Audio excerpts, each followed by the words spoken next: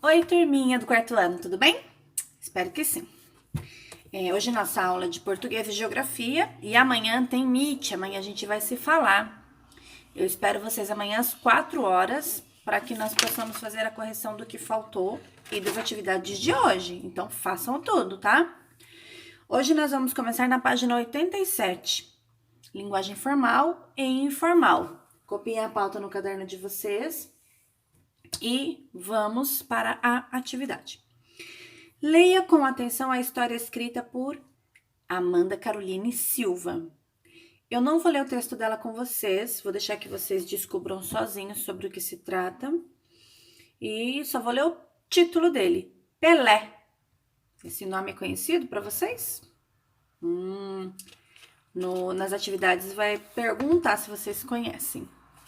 Então, lá na página 88, tem algumas questões até a página 91 a respeito desse texto que nós vamos trabalhar agora. Aí eu vou ler as perguntas com vocês e já esclarecendo uma dúvida ou outra, para que na hora que vocês leiam o texto, vocês consigam já identificar as respostas para colocar no livro, tá? Quais diferenças você percebe entre esse texto Pelé, e os outros que você leu nesta unidade? Todos os outros. O melhor amigo do homem, a tartaruga, o animal que vive mais tempo, o tubarão branco, o puma, o pulo do gato. Então, de todos esses textos que eu acabei de falar, o texto do Pelé tem algo diferente. Qual é a diferença? A principal diferença? Vê se vocês descobrem. Número 3. Com que objetivo esse texto foi escrito? Qual foi o objetivo dele? Ele quis fazer o que para cada um de nós que estamos lendo? 4. Textos narrativos também informam? Esses contados, narrados, eles também informam? Justifique a sua resposta. Número 5. Escreva no espaço abaixo as informações solicitadas a respeito do texto reproduzido anteriormente. Então, dentro de cada ossinho, vocês vão escrever o nome do autor, do narrador e o título. Lembrando que autor é quem escreve a história, narrador é quem conta a história e o título é aquela primeira coisa que está escrita antes da gente iniciar o texto. Que informação acima comprova que se trata de uma história inventada e não um depoimento pessoal? E aí? Tá falando que tem uma informação acima que nos comprova que se trata de uma história inventada, que não é algo real. O que será que é? Número 6. Converse com seu professor e seus colegas e depois responda as questões abaixo. Então, vocês vão conversar aí com o pai e com a mãe de vocês. Quem é Pelé? Além do que foi citado no texto Pelé. Quem foi Pelé? É um nome muito conhecido entre os brasileiros. Vocês já devem ter ouvido falar sobre ele.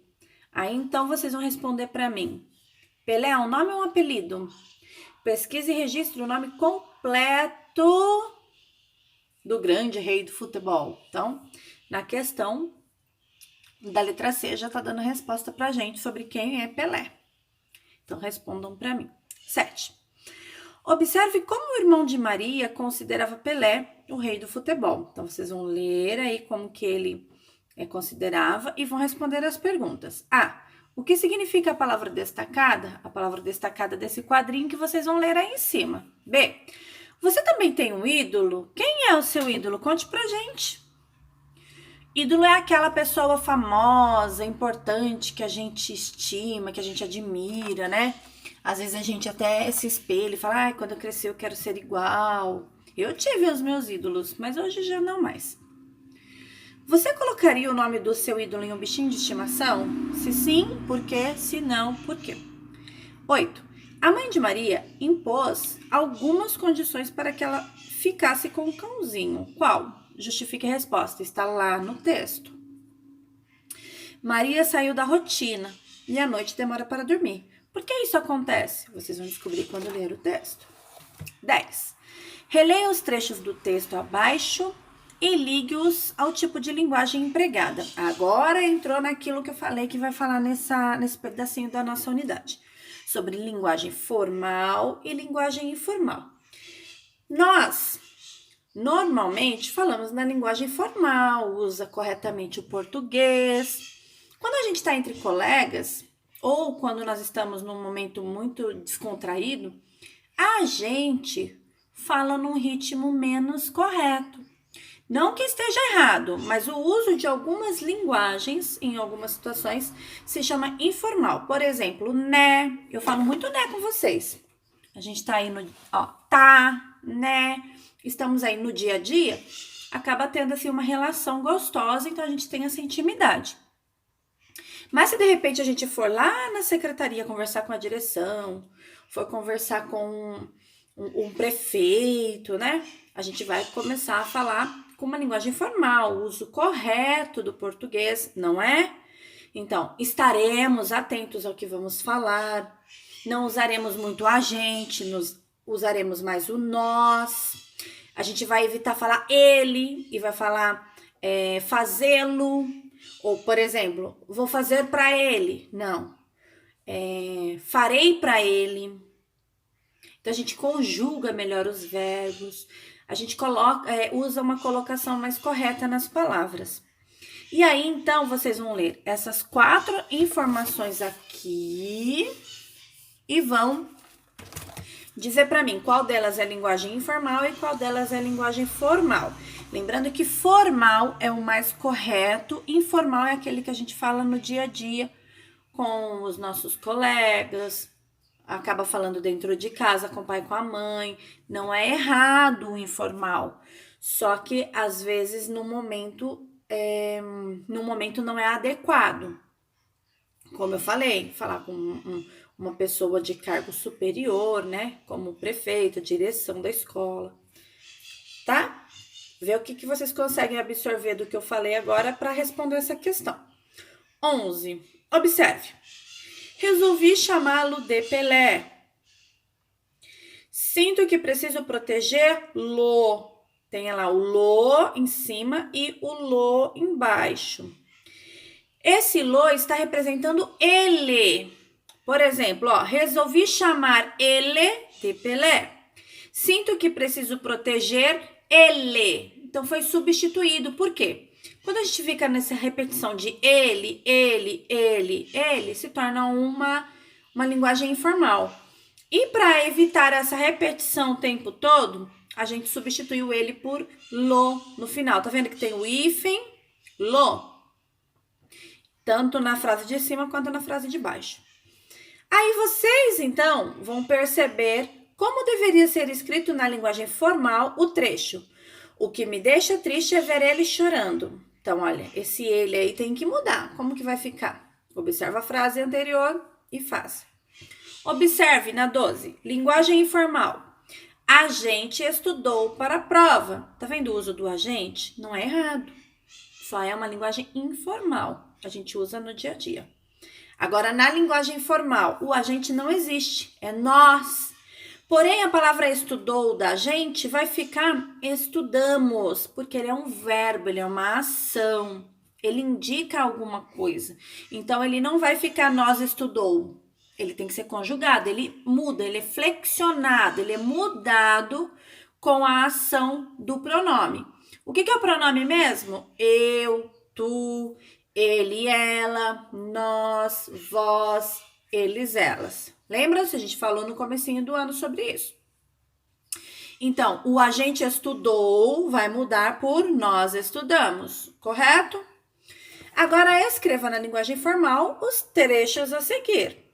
Letra A, a gente fica juntos até que eu tenha sono. E letra B, a gente brinca até a hora do jantar. Vocês vão mudar, então, trocar de informal para formal. É só observar o exemplo dado. 13. Converse com o seu professor e seus colegas e discutam em que situações devemos utilizar a linguagem formal e em quais devemos empregar a linguagem informal. Escreva suas conclusões.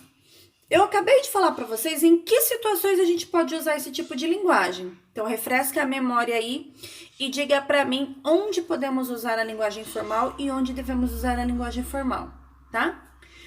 No final do texto, 14, a narradora se dirige ao leitor e responde as perguntas dela.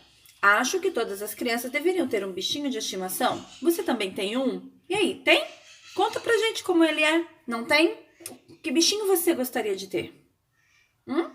E por fim, colhe a foto do seu animalzinho ou desenhe no espaço abaixo, caso tenha um. Caso não tenha um, recorte uma figura de um bichinho que você goste, colhe no espaço indicado e escreva por que você escolheu ou por que você escolheria, tá? Então, se você tem, faz o que você tem, e se você não tem, faz o que você gostaria de ter. E por fim, na página 22, é uma produção de texto. Então, com essas linhas aí, eu acredito que vocês consigam produzir um texto de pelo menos 5 parágrafos, com começo, meio e fim. Tem que ter todas essas informações.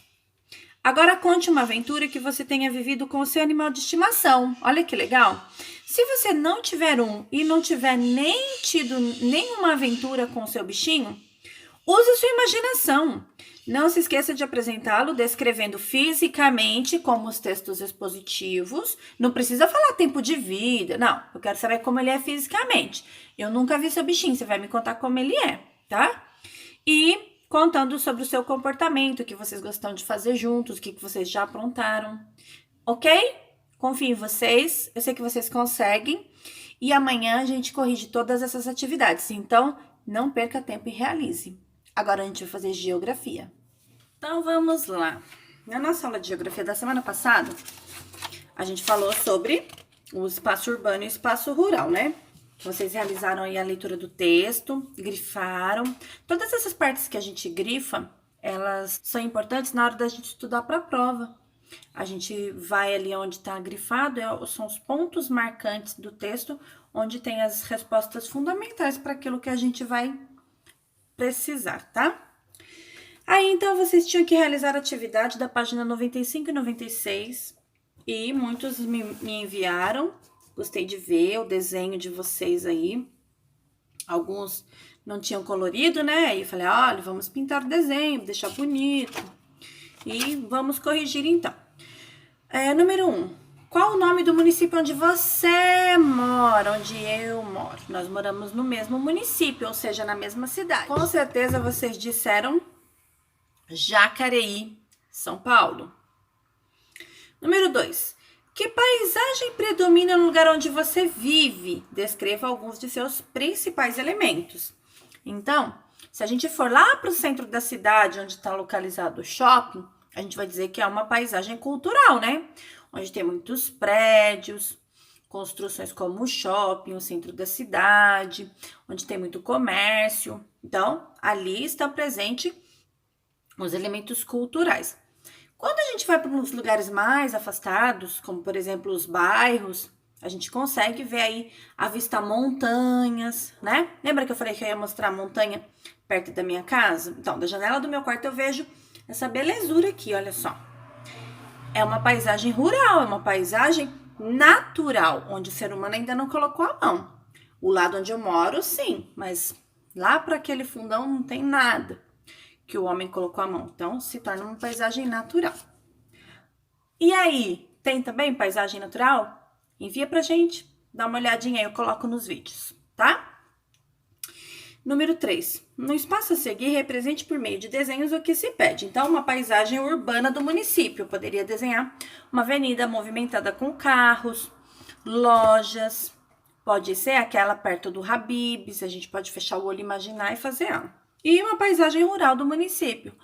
Essa que igual que eu mostrei para vocês, com presença de montanha, muito mato, árvore, bom? Número 4. Leia a informação do quadro e converse com professores e colegas sobre como acontece a comunicação no espaço rural e no espaço urbano e de quais recursos cada lugar dispõe. Escreva nas linhas a seguir. No espaço rural, a comunicação é mais direta, de pessoa a pessoa. Então, um vizinho precisa de uma coisa, vai lá, bate palma e fala com o vizinho. Pois normalmente os habitantes se conhecem. As notícias podem chegar de um lugar ao outro em pouco tempo. Sabe o que aconteceu? Então, esse vizinho conta para aquele vizinho conta para aquele. Acaba sendo um hábito feio, né? Que se chama fofoca. Mas, lá no espaço rural, é assim que as informações normalmente chegam. Além disso, em geral, recursos tecnológicos como telefone, internet, TV a cabo, entre outros, até então considerados meios de comunicação urbano, estão presentes no espaço rural. Então, hoje, já quebrou-se esse tabu de que lá no espaço rural não se tem nenhum meio de comunicação como esse. Hoje já existe essas grandes empresas, né, de transmissão, elas têm aí um suporte, uma tecnologia avançada para que o sinal alcance determinados lugares. A Alana, por exemplo, quando ela vai passear na casa da avó, dificilmente a gente consegue se falar pelo celular. O sinal do celular é bem fraquinho. Mas a avó tem o telefone fixo e aí ela liga pra gente, a gente consegue comunicação. Então, quer dizer, tem meios de comunicação que não conseguem ter acesso, mas outros conseguem. Então, a tecnologia tem avançado a cada dia e possibilita, então, o espaço rural ter esse avanço, assim como no espaço urbano. Observe as ilustrações e faça o que se pede. Então, olha só, tem um rapazinho aí na mesa, né, no escritório, mexendo no seu computador, no seu notebook, e tem um homem de chapéu montando a cavalo, também com o seu computador. E aí, descreveu a cena? O homem a cavalo, provavelmente ele é um fazendeiro. Então, ele está em que tipo de espaço? No espaço rural. E ele está usando o quê? O computador, laptop, notebook, o que a gente conseguir identificar aí. E do outro lado, esse fazendeiro está se conectando, se comunicando com quem?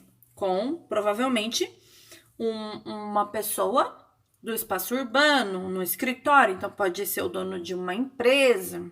A gente não sabe, mas a gente consegue ver que ele está no espaço urbano diferente do anterior. Em sua opinião, essa cena é possível acontecer ou não? É possível acontecer. Por quê? Justamente o que eu falei para vocês na 4. Hoje, a tecnologia está tão avançada que já consegue fazer com que o espaço rural obtenha, né, acesso ao mundo digital, às informações e à comunicação também. Então, a cada dia que passa, a gente vai percebendo essa mudança, essa melhora no nosso meio de convivência, né? Tá. Agora a gente vai falar sobre um assunto um pouquinho diferente de urbano e rural, porém ainda assim assuntos ligados, que são limites entre os municípios. Vamos lá para a página 97? Então, nessa página a gente vai falar sobre o limite entre municípios. O que é município? Cidade? Então, o que dá limite de uma cidade para outra começar? Porque estamos todos juntos, né? Grudadinhos ali, um grudadinho no outro. Então, o que dá limite ao meu espaço e ao espaço? Então, quando a gente está em sala de aula, a gente usa o espaço da nossa sala. O que é o limite do Pedro? O limite do Pedro é a carteira dele com a cadeira. Esse é o limite dele. O limite da Júlia é a cadeira dela com a mesa dela. O limite do Adrian, o espaço que ele utiliza ali. Então, a gente usa o que a gente tem como limite. É a mesa? É a mesa. É o final de uma mesa para o começo da outra. Quando a gente junta em duplas, normalmente uma mesa tem uma cor diferente ou tem um risco separando o final e o começo da outra mesa. Esse é o limite. Então, tudo tem limite. A gente vai entender isso. Além de a palavra limite se relacionar à divisão do espaço, pode ser entendida como regra ou lei própria de determinado espaço. Observe essa foto. Ela mostra divisões do espaço. Vamos grifar? Então, grifa aí. Vamos tentar fazer desse jeito hoje, tá? Limite se relaciona à divisão do espaço. Observe a foto, ela mostra divisões do espaço. Tá bom? Então, essa imagem aqui é um conjunto residencial em Londrina, ou seja, um conjunto de moradias. Lá no Paraná, com os limites bem estabelecidos entre as casas. Então, se a gente olhar bem a foto, a gente consegue enxergar os muros que dividem uma casa da outra. Olha aqui, ó, muro dividindo uma casa da outra. O muro dividindo o fundo de uma casa para outra. A calçada que divide a rua, olha só. Vocês conseguem verificar aí no desenho de vocês. A palavra divisa vem do verbo dividir. Então, a gente vai grifar. A palavra divisa vem do verbo dividir. E a palavra limite vem do verbo limitar. Dividir e limitar. Até onde eu posso seguir? No meu limite. A gente observa isso. Procure o significado desses termos em um dicionário e descubra seu significado. Então, vocês vão olhar lá no dicionário divisa, limite e escreva no caderno de geografia o que significa.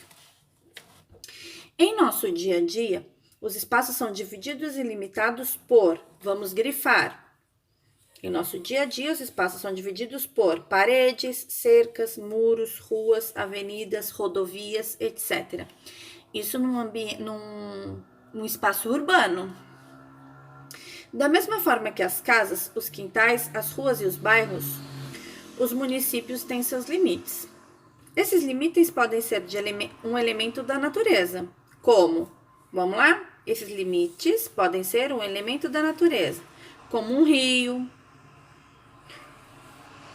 um elemento cultural, uma linha de trem, uma rodovia ou até mesmo uma linha imaginária indicada por placas, como é o caso dessa daqui, ó. É uma linha que separa São Carlos de Ibaté. Então, passou dessa linha, acabou São Carlos e começa Ibaté. Esta placa na beira da estrada indica uma linha imaginária entre os municípios São Carlos e Ibaté, no estado de São Paulo. Então, é no mesmo estado que nós moramos. É o limite de uma cidade para outra. Quando a gente sai para passear, a gente verifica isso. Se vocês ainda nunca viram, deem uma observada. Quando a gente sai de Jacareí para São José, tem. Quando a gente sai de Jacareí para Guararema, tem. Tô falando pontos mais próximos de nós para vocês observarem. Aí a atividade vai pedir para vocês observarem o mapa. Lembra que, para eu analisar o mapa, eu leio o título desse mapa, eu vejo a ilustração dele, eu olho a legenda dele para ver o que ele está querendo me mostrar, e aí eu parto para as perguntas. Então, vamos lá. O título desse mapa é Acre Municípios. Está mostrando Jacareí? Está mostrando São Paulo? Está mostrando o Brasil? Sim, o Acre é um estado brasileiro. Então, nós estamos vendo os municípios do Acre. O que são municípios mesmo? As cidades do Acre. Então, olha lá. Na legenda, eu tenho a bolinha com pingo, que é a capital. Qual é a capital do Acre? Responde para mim aí nos comentários. Encontraram?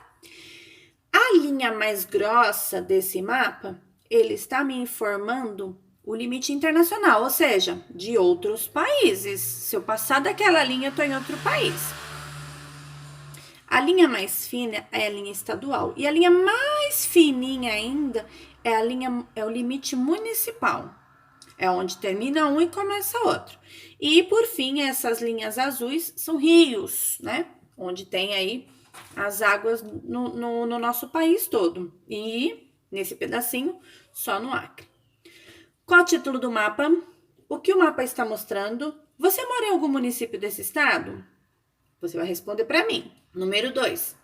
Os municípios fazem parte de outro espaço maior denominado estado. Então, eu tenho aqui, né? Então, olha só. Eu fiz aqui um estado. É só uma ilustração para vocês poderem entender, tá? Então, o estado tá aqui e dentro dele tem os municípios. Aí, a gente vai usar papeizinhos coloridos assim para determinar os nossos municípios. Os municípios são o que mesmo? As cidades. Então, aqui, olha, eu vou ter uma cidade dentro do meu estado, tá bom? Dobrando aqui pra gente poder contornar ele melhorzinho. Aqui tem uma cidade. Logo do lado, a gente vai ter outra cidade, porque não tem nada que divide ela, né? Um pedaço de solo. Aqui tem outra cidade. Deixa eu dar uma dobrada nesse aqui pra gente fazer. Deixa eu dobrar no outro. Outra cidade. E mais outra cidade. Olha só, tô dentro do meu município todinho. Então, olha só, dentro do meu estado todinho, temos vários municípios. Tá vendo que um é maior, outro é menor, um é mais arredondadinho. Aí vai de acordo com a divisa deles. O que é a divisa mesmo? Ah, o que foi determinado que pertence àquele pedaço, àquele espaço. Esse município, esse estado, é um estado inventado por nós, tá? É só para vocês terem noção. Ele não existe no espaço brasileiro. Ele é o estado do 4º ano. Vou colocar mais uma cidade aqui.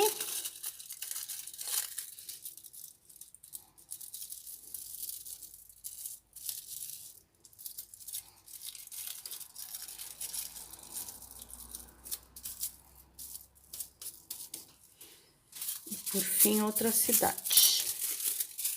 Pra gente terminar.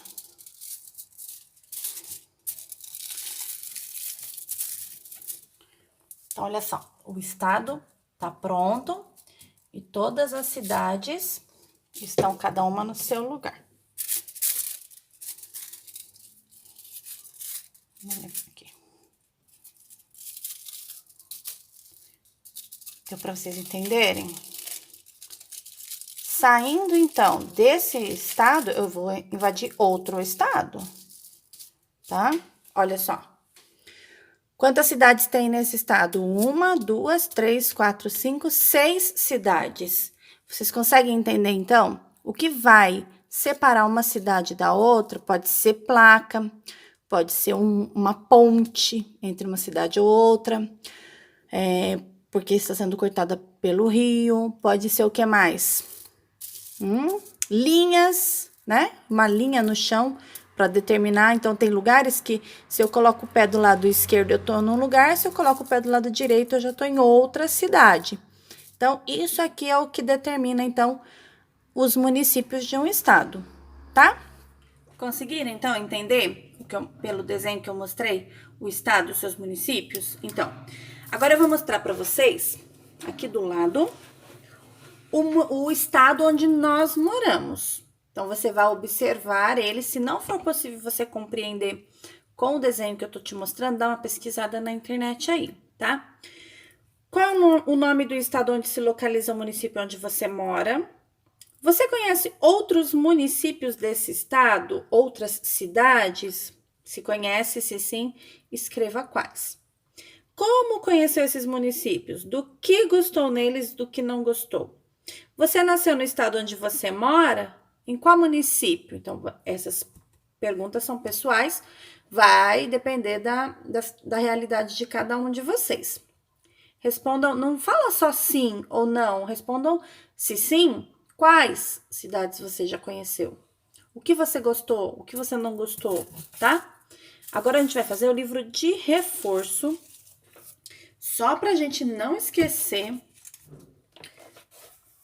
Diferentes paisagens do espaço brasileiro, para a gente continuar trabalhando paralelamente aí os tipos de paisagem.